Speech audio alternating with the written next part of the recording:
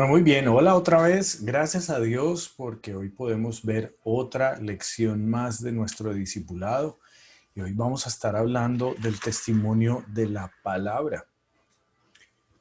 Si no has hecho tu cuestionario, por favor, detén el video, ve y haces tu cuestionario. Haces la lectura del cuestionario para estar listo para esta lección. Pero si ya lo hiciste, entonces comencemos a estudiar la Biblia.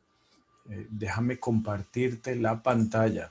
Quiero que veas lo que debes estar llenando. Listo, ahí quedó. Perfecto. Y bueno, la semana pasada o en la clase pasada estuvimos discutiendo acerca de la importancia de nuestro testimonio personal, nuestra vida. Y sencillamente, nuestro testimonio personal va a darnos la entrada para poder hablar de Cristo.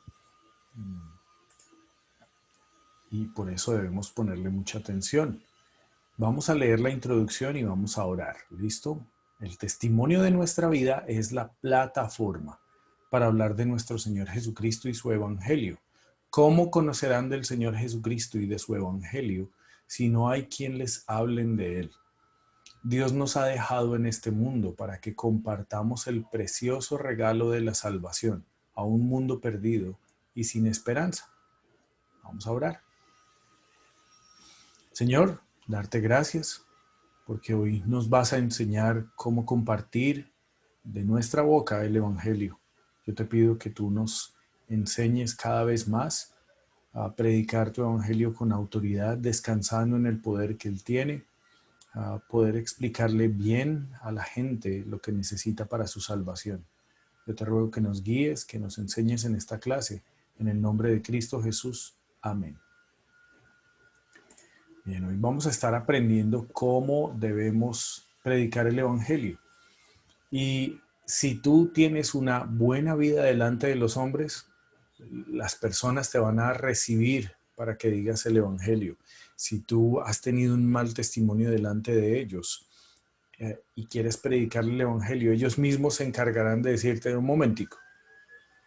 No me parece. Así que construir una buena vida delante de ellos es una disciplina que debes estar viviendo. Al mismo tiempo, asistir a tu iglesia y además estar en la palabra de Dios teniendo tu cita diaria. Si estas disciplinas están en tu vida, va a haber muchísimo crecimiento de parte tuya para el Señor y también va a haber mucho fruto si aprendes a predicar el Evangelio. Cuando predicamos el Evangelio estamos hablando de 5 verdades que esta lección llama las 5 verdades vitales. Lo primero que vamos a ver es esa verdad del amor en Juan 3:16.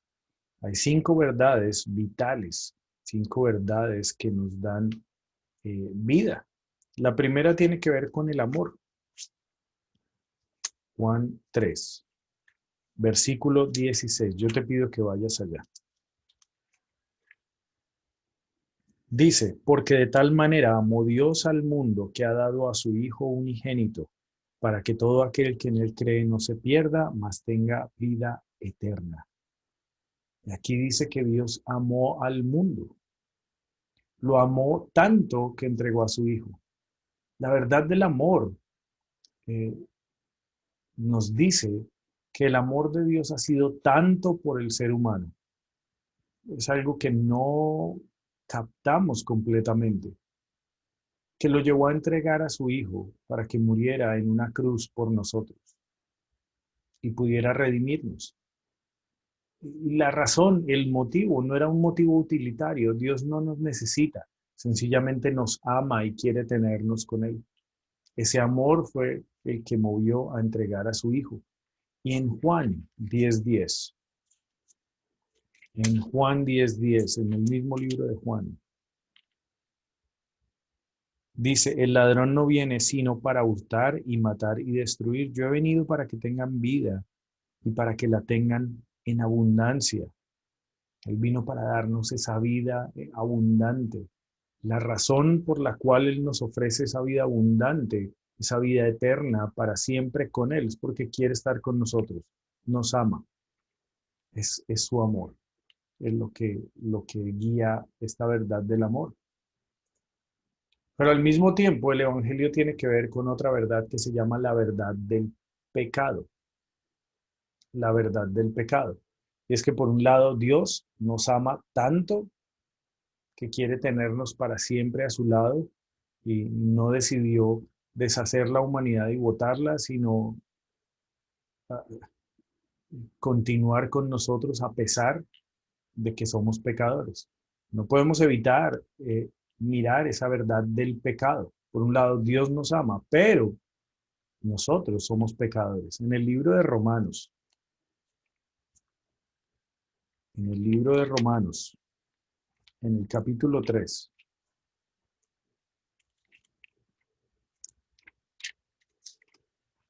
y el versículo 23, tú vas a encontrar que dice, por cuanto todos pecaron y están destituidos de la gloria de Dios.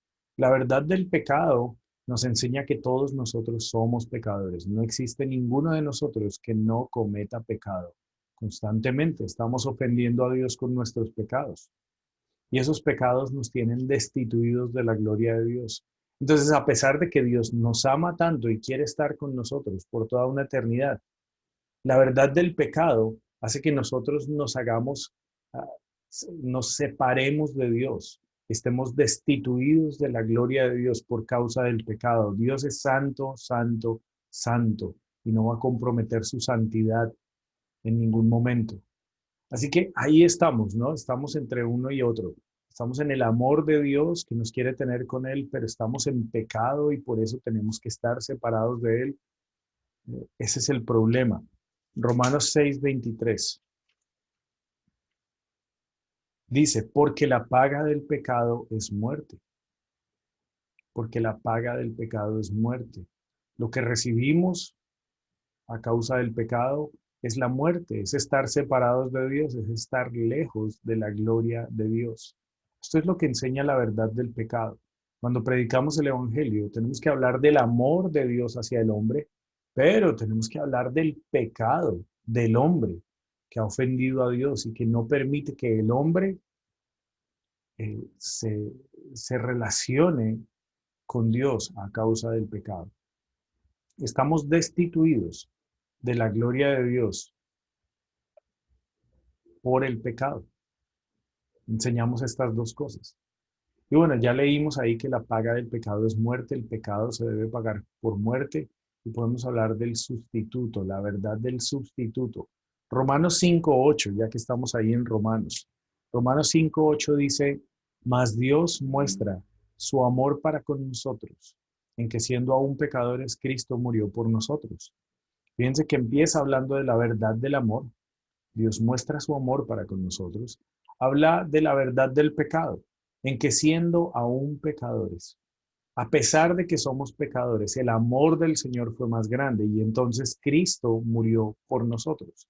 Cristo tomó nuestro lugar. Recuerden que la paga del pecado es la muerte. La paga del pecado es la muerte. El pecado se paga con muerte y Jesús vino a pagar con su muerte el pecado nuestro. Él vino a pagar. Por eso murió, para pagar por nosotros. Tomó nuestro lugar en ese pago. Y esa es la verdad del sustituto. Dios nos ama, el pecado nos tiene lejos de Dios y se debe pagar por muerte. Así que para que Dios nos tenga eh, a su lado, debe pagar por el pecado. Y ha enviado a su Hijo a tomar nuestro lugar en esa muerte y así pagar por nosotros. Él es nuestro sustituto. Y Juan 14:6. Juan 14:6 dice, Jesús le dijo, yo soy el camino y la verdad y la vida. Nadie viene al Padre sino por mí. Él es el único nombre dado a los hombres en el que podemos ser salvos. Él es la única opción. No hay otro camino, no hay otro sustituto, no hay otra forma de llegar a Dios. No hay otro que nos reemplace en esa muerte que nosotros debemos pagar por causa de nuestros pecados. Tenemos esas tres verdades, dijimos que son cinco, vamos a la cuarta verdad, vamos a hablar de la verdad del arrepentimiento. Y para hablar de la verdad del arrepentimiento, vámonos a Hechos 3:19. Hechos 3 y el versículo 19.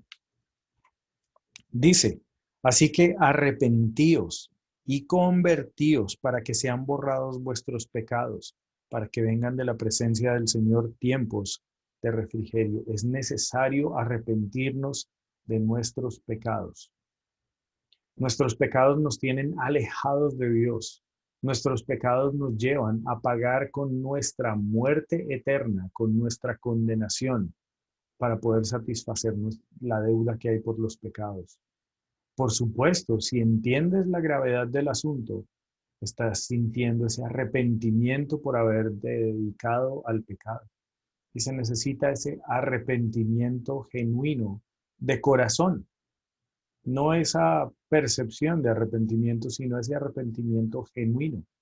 Una persona debe arrepentirse de sus pecados para rogar a Dios por su salvación. Y la quinta verdad es la verdad de la fe, es la verdad de la fe. Romanos 6:23, leímos solamente la primera parte antes, vamos a leer la segunda parte. Dice, porque la paga del pecado es muerte, mas la dádiva de Dios es vida eterna en Cristo Jesús, Señor nuestro. Dádiva quiere decir regalo, y ahora hay un regalo. Y un regalo es algo que alguien pagó por nosotros y nos lo da gratis. Eso es lo que es un regalo. Si yo tengo que pagar por algo, entonces no es un regalo. Y el regalo de la vida eterna nos los da el Señor Jesucristo, porque ya pagó en la cruz por esa vida eterna para nosotros. Ahora tenemos que creer en el Señor Jesucristo, que es el único camino, que es el único mediador entre Dios y los hombres, para tener esa vida eterna. Juan 1:12. Vamos al Evangelio de Juan nuevamente.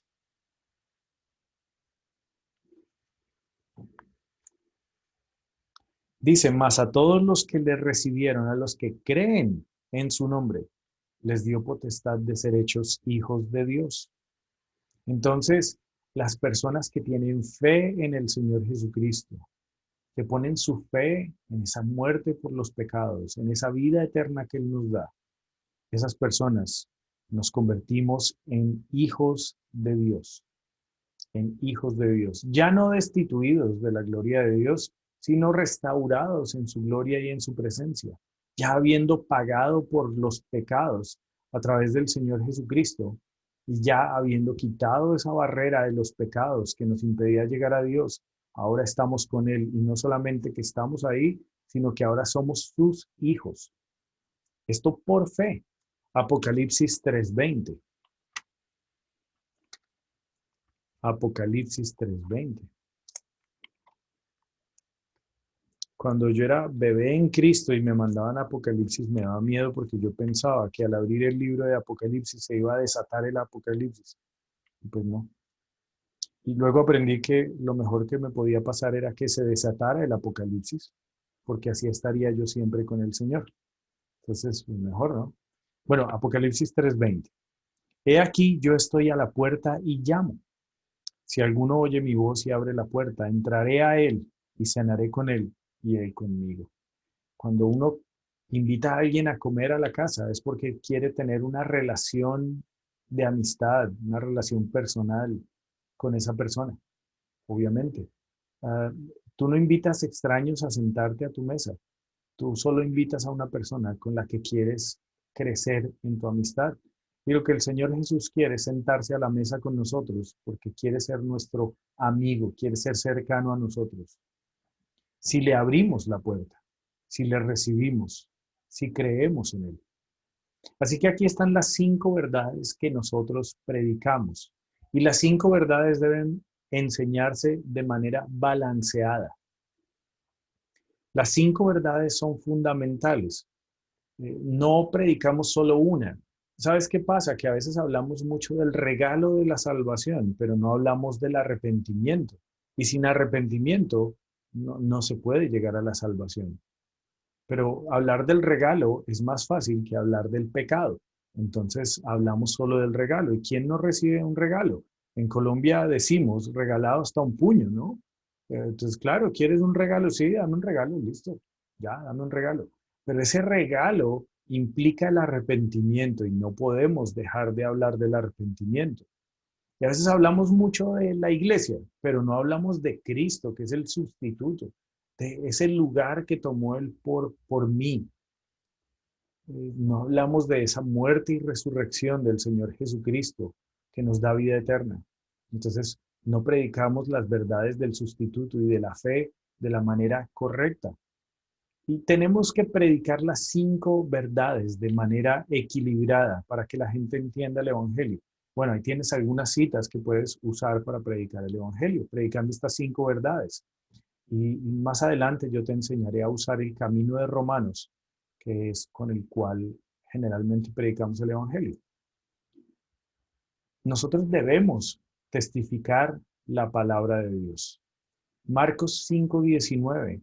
Había un hombre que había estado endemoniado y Cristo lo cambió. Entonces este hombre endemoniado quería quedarse con Jesús todo el tiempo. Quería quedarse con Jesús todo el tiempo. Obvio. Pero mira lo que Jesús le dice, Marcos 5:19. Dice, mas Jesús no se lo permitió, sino que le dijo, vete a tu casa, a los tuyos y cuéntales cuán grandes cosas el Señor ha hecho contigo y cómo ha tenido misericordia de ti. Mira, es muy posible que ahora que eres salvo en Cristo Jesús, ahora solamente te la quieras pasar metido en la iglesia o rodeado de cristianos, porque ahí te sientes mejor, ahí te sientes seguro, ahí te sientes que aprendes. Claro que sí, y eso es cierto. Ya vimos en la comunión fraternal cristiana cómo es de importante estar en la iglesia, participar en la iglesia, y luego vamos a ver cómo es de importante servir. Eh, pero nunca se te olvide que debes ir a los tuyos y hablarles del Evangelio y contarles lo que Dios ha hecho en ti. Es una obligación. Mateo 28, perdóname, no he puesto la cita. Mateo 28:7.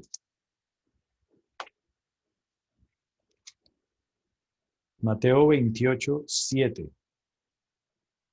Dice, e id pronto y decid a sus discípulos que ha resucitado de los muertos, y aquí va delante de vosotros a Galilea. Aquí dice, id pronto y decid.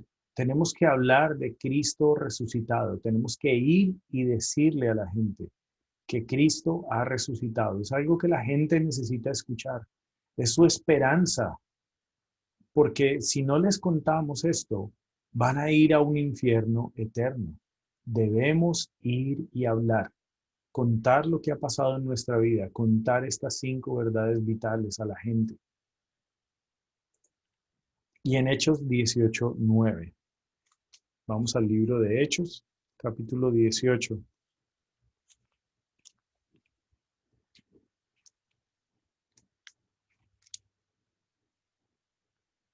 Entonces el Señor dijo a Pablo en visión de noche, no temas, sino habla y no calles.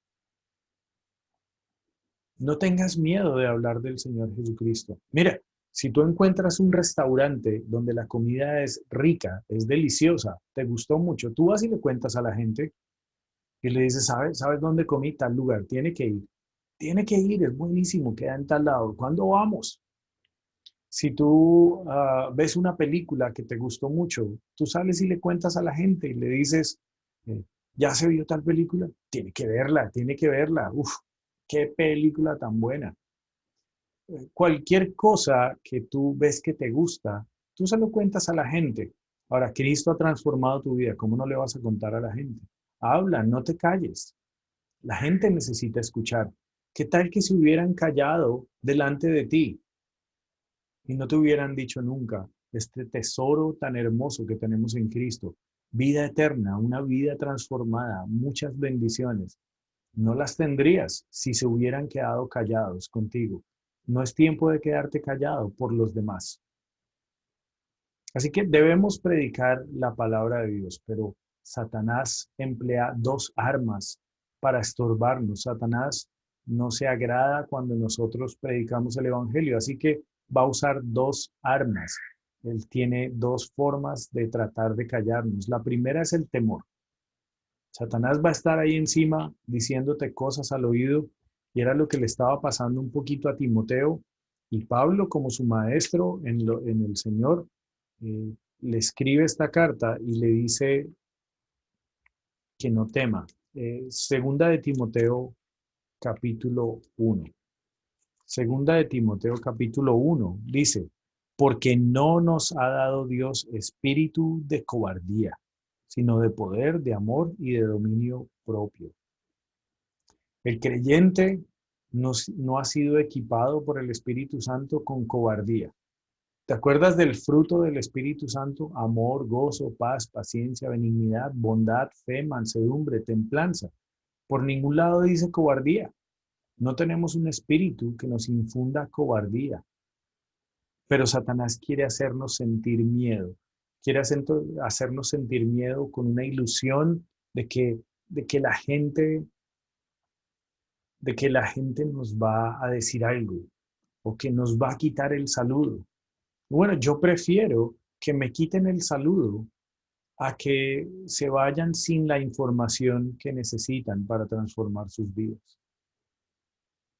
Yo prefiero que me miren feíto, pero que tengan la oportunidad de escuchar de la esperanza de la vida eterna.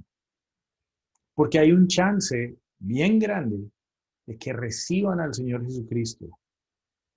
Y ese chance hace que elimine mi temor. El Señor no nos ha dado ese espíritu de cobardía. Y si andas en la llenura del Espíritu Santo, de la cual hablamos, no deberías tener temor. Y la segunda arma que Satanás usa es la vergüenza. Ahí en segunda de Timoteo 1:8 dice, por tanto, no te avergüences de dar testimonio de nuestro Señor. No te avergüences. ¿Por qué vamos a sentir vergüenza del testimonio del Señor Jesucristo? ¿Qué nos da pena en eso? El Señor Jesucristo murió en la cruz por nosotros. No es nada de avergonzarnos. Es algo que está en nuestra mente, en nuestra carne, y que está ahí tratando de controlarnos, inflamado por Satanás, hablándonos al oído, diciendo, usted no le da pena decir esas bobadas delante de la gente va a pensar que usted está loco, socialmente lo van a mirar feo. ¿Por qué va a hablar del Evangelio? No lo haga, cállese. Y el Señor dice, no, no te avergüences, no hay nada de qué avergonzarse. Cristo murió por nosotros. ¿Eso en qué nos debe avergonzar? Romanos 1:16. Romanos 1:16. Yo te espero a que llegues allá porque yo tampoco he llegado. Listo, yo ya llegué. Romanos 1:16 dice, porque no me avergüenzo del Evangelio, porque es poder de Dios para salvación a todo aquel que cree, al judío primeramente y también al griego. El Evangelio que tú predicas es un Evangelio que tuvo el poder de salvarte a ti. ¿En qué te vas a avergonzar? Y si el Evangelio te pudo salvar a ti, tiene el poder de Dios para salvar, ¿cómo no usarlo para poder predicarle a otros y que la gente también pueda ser salva? Claro que se puede. Y no debe haber ninguna vergüenza. Pablo entendía que si predicaba el Evangelio, algunos iban a ser salvos. Cuando yo era pequeño, en el colegio, yo necesitaba plata. Y mi papá me dijo que vendiera cosas en el colegio, dulces, y vendía habas fritas por un tiempo. Y al principio me daba pena ofrecer mi producto, pero yo necesitaba esa plata porque quería comprarme cosas.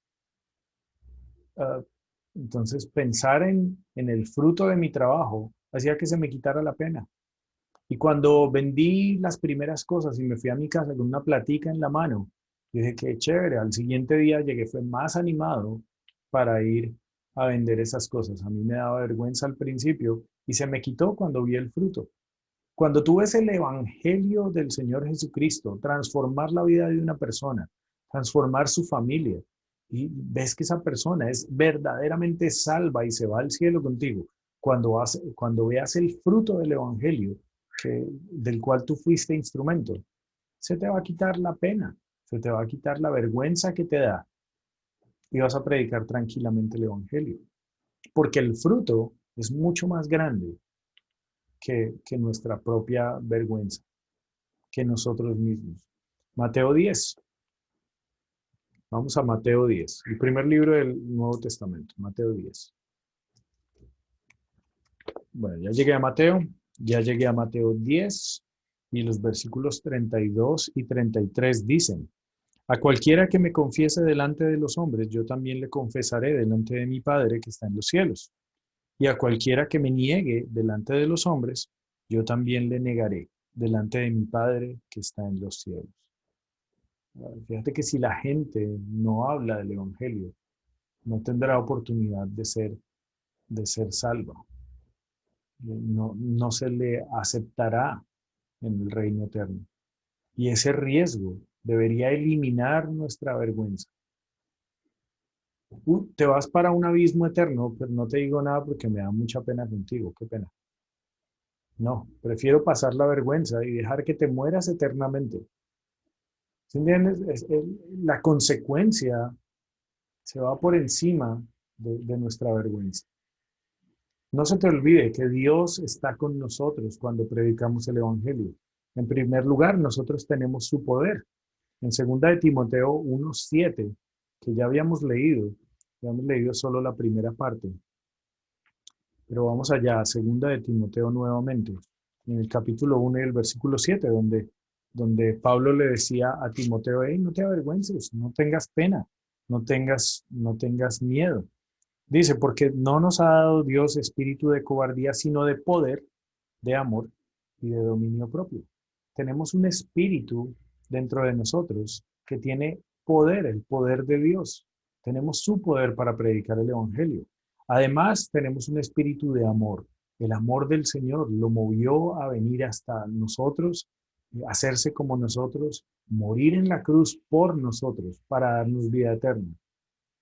Y si tú tienes el amor del Señor, debes sentir ese amor por las almas de los hombres, para acompañarlos, llevándoles el Evangelio y que tengan también vida eterna. En el versículo 8 dice, por tanto no te avergüences de dar testimonio de nuestro Señor, ni de mí preso suyo, sino participa de las aflicciones por el Evangelio según el poder de Dios. Entonces, aunque parezcan aflicciones, en el poder de Dios estamos participando del Señor y ese poder de Dios nos permite llevar a cabo la tarea. Y este es un espíritu de dominio propio, un espíritu que nos permite guardar la compostura y no salir corriendo como unos cobardes. Así que tenemos su poder. En Hechos 1:8, el libro de Hechos y el capítulo 1:8, tenemos ahí la fiesta de Pentecostés, el día de Pentecostés. Dice, pero recibiréis poder cuando haya venido sobre vosotros el Espíritu Santo, y me seréis testigos en Jerusalén, en toda Judea, en Samaria, y hasta lo último de la tierra. ¿Y qué es un testigo? Alguien que dice lo que pudo experimentar. Tú eres testigo de lo que Dios ha hecho en ti. Y ahora tienes el poder del Espíritu Santo.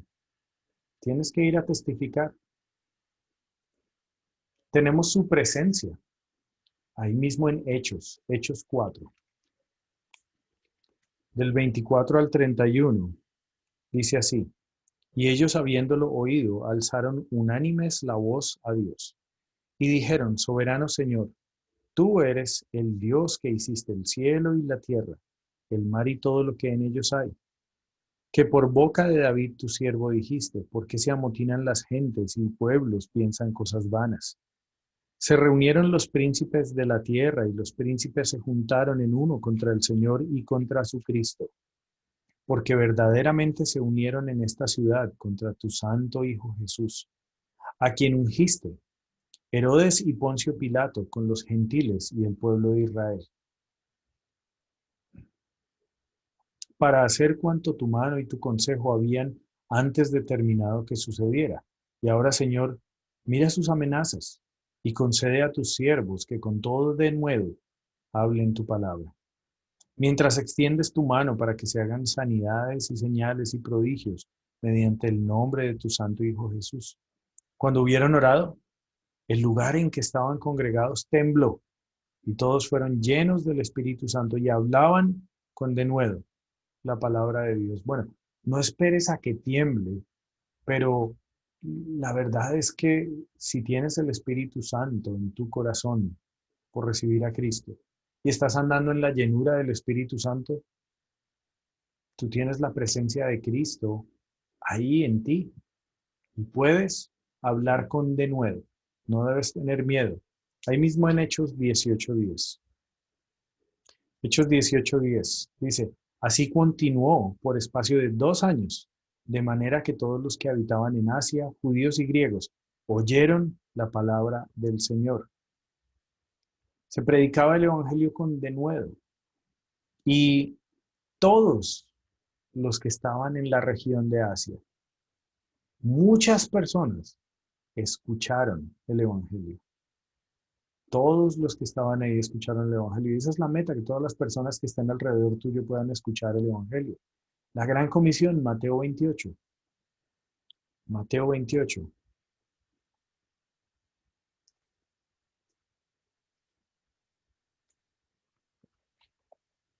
El 19 y 20. Implica predicar el Evangelio. Dice, por tanto, id y haced discípulos a todas las naciones, bautizándolos en el nombre del Padre y del Hijo y del Espíritu Santo, enseñándoles que guarden todas las cosas que os he mandado. Y he aquí, yo estoy con vosotros todos los días hasta el fin del mundo. Amén. Nosotros sabemos que la presencia del Señor está con nosotros cuando nosotros predicamos el Evangelio. Él dice que si nosotros vamos y predicamos el Evangelio para ser discípulos, Él va a estar con nosotros todos los días hasta el fin del mundo, porque a eso nos ha comisionado. Hay personas que dicen, ay, qué lindo, Dios está conmigo todos los días de mi vida y nunca predican el Evangelio. No, la promesa de Cristo de estar con nosotros es para quienes predican el Evangelio, para los que andan por su vida, en su trabajo, en su colegio, en su universidad, en su barrio, predicando el Evangelio. Cristo garantiza esa presencia con nosotros. Y bueno, puedes predicar el Evangelio de 3 maneras. Digamos que hay diferentes niveles en los que puedes ir creciendo. En primer lugar, tú puedes invitar a otros donde puedan escuchar una explicación del Evangelio. En estos versículos en Juan y en Hechos, vas a ver cómo algunos creyentes iban, a- a- llevaban a otras personas a que escucharan la predicación. En Juan 1, del 40 al 42, está Andrés y Jacobo yendo por sus hermanos, Pedro y Juan, a que conozcan al Señor Jesús. Los llevaron a ese lugar. Y es un sistema que funciona. Es un sistema que funciona. Cuando tú invitas a alguien a la iglesia o a algún evento de la iglesia, o lo invitas a ir donde haya alguien que pueda predicar el evangelio, está muy bien para comenzar ahí. Esa es la primera manera que tú puedes utilizar. Cuando la iglesia se movilice para predicar el evangelio, bueno, asegúrate de tener invitados, personas que tú quieras llevar a que escuchen el Evangelio constantemente. En el servicio dominical se predica el Evangelio. Lo otro que puedes hacer, y es como otro nivel más altico al que puedes crecer, es contar a otros lo que Dios ha hecho en tu vida.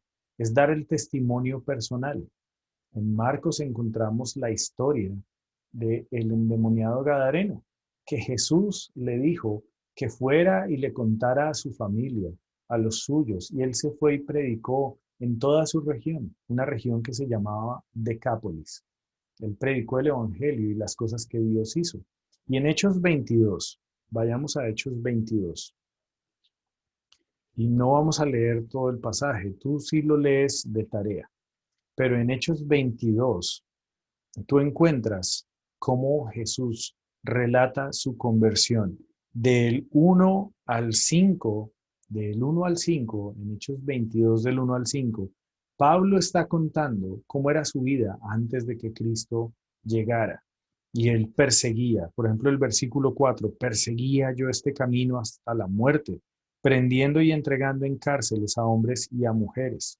Él tenía la autorización de los principales líderes espirituales de ir a perseguir a los que creían en Cristo y llevarlos a la cárcel, a la fuerza, porque él odiaba y perseguía a muerte a todos los que predicaran del Evangelio. Ese era él antes de Cristo. En el versículo 6 le cuenta lo que sucedió el día que conoció a Cristo, yendo por ese camino de Damasco, del 6 al 11. Y, y en el versículo 7 dice, y caí al suelo, y oí una voz que me decía, Saulo, Saulo, ¿por qué me persigues? Yo entonces respondí, ¿quién eres, Señor? Y me dijo, yo soy Jesús de Nazaret, a quien tú persigues. Y ese día él conoció a Jesús. Y ese día él lo reconoció como Señor y Salvador y su vida fue transformada de Saulo a Pablo, de perseguidor a predicador. Y en el 12, del 12 en adelante, él comienza a hablar de lo que sucedió después de que recibió al Señor Jesucristo, qué cambios hubo en su vida. Tú puedes hacerlo de la misma manera. Tú puedes hablar de cómo era tu vida antes de Cristo. En mi caso, yo eh, alcoholizándome desde muy joven, siendo un tremendo mentiroso, viviendo una vida de pecado. Y a los 19 años recibí al Señor Jesucristo en mi corazón, en el año del 1997, en febrero. Ese día hice mi oración de fe y recibí la salvación de Dios. Desde ese día Dios empezó a trabajar en mi vida. Trabajó con el problema del trago y no seguí siendo un alcohólico. Trabajó con mi lenguaje. No seguí siendo un blasfemo y un grosero. Y ha venido trabajando todos los días de mi vida hasta que el Señor me ha enviado a las misiones y ahora le sirvo todos los días. Tú puedes también hacer lo mismo, organizar la historia de tu salvación en esas tres partes. ¿Qué sucedió antes? ¿Cuándo conociste a Cristo? ¿Qué ha pasado en tu vida? Si lo organizas de esa manera, puedes usarlo contándoselo a los demás de una manera muy eficaz. Y esa es una segunda manera en que tú puedes predicar el Evangelio. Pero hay otra tercera manera a la que puedes crecer. Puedes crecer y ser aún más eficaz. En la primera manera, cuando tú invitas a otras personas, mira, no todos van a ir a la iglesia. Tal vez conozcas a alguien que esté muy lejos de una iglesia, en unas vacaciones o en un viaje de trabajo, y a donde llegues no haya iglesia y no lo puedas llevar a la iglesia. Entonces tendrás que ir a la segunda y a la tercera estrategia. Tú puedes contar lo que Cristo ha hecho en tu vida y la gente te va a decir, bueno, ¿y ahora qué hago yo? Y no los puedes dejar así. Tienes que aprender a usar la tercera estrategia, la tercera forma de testificar, que es hacer la presentación bíblica del Evangelio. Tienes que aprender a presentar bíblicamente el Evangelio. Tienes que aprender a conducir una persona a los pies de Cristo, a decirle cómo pueden hacer espiritualmente. Porque no le puedes decir a una persona, mira, Dios ha hecho grandes cosas en mi vida. Chao. No, esa persona te va a decir, yo también quiero. ¿Cómo hago? ¿Qué debo hacer? En Hechos, en el capítulo 8 y el versículo 35, dice, entonces Felipe, abriendo su boca y comenzando desde esta escritura, le anunció el Evangelio de Jesús. Empezó a predicar el Evangelio del Señor Jesucristo a partir de las escrituras. Y tú debes aprender a usar tu Biblia, y mostrarle a la gente en la Biblia, mira lo que la Biblia dice. La Biblia dice que eres pecador. La Biblia dice que Dios te amó. La Biblia dice que Jesús es el sustituto. La Biblia dice que hay un pago por la muerte, pero Jesús lo hizo. Y ahora tú puedes tener fe en Cristo Jesús y aceptarle en tu corazón. Y se lo muestras en la palabra de Dios. Así que tienes que crecer hacia hacer una presentación bíblica del Evangelio. La próxima vez que nos veamos para el discipulado, eh, si Dios lo permite, te enseñaré una forma que nosotros usamos, es el camino de Romanos. y tú lo puedes memorizar y aprender a usar y llevar personas a los pies de Cristo. Para concluir, tenemos un mensaje que compartir. Tenemos a Cristo en nuestro corazón. ¿Cómo no compartir a Cristo en nuestra salvación?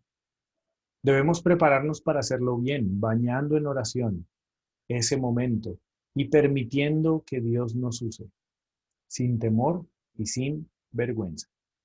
¿Listo? Que Dios te use para compartir el Evangelio, que Dios ponga en tu corazón ese deseo, ese amor por las almas perdidas. Ese es el propósito para que estemos aquí y no en el cielo ya. El Señor nos ha dejado para que nosotros llevemos fruto y fruto en abundancia. No se te olvide que el Señor te ha encomendado la tarea de hablar a los tuyos. ¿Listo? Nos vemos la próxima semana.